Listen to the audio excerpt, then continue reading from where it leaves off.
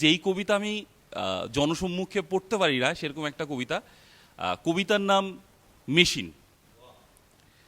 তো শুরু করি।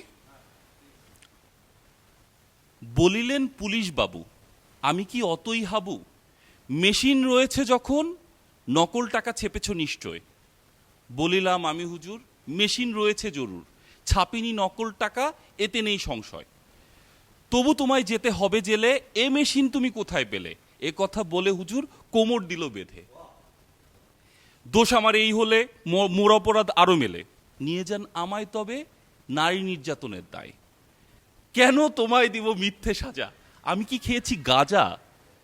তুমি কি করেছো এমন কাজ কোনোদিন? বলিলাম মুচকি হেসে, করিনি, তাতে কি হয়েছে? আমার কাছে আছে নারী নির্যাতনের মেশিন।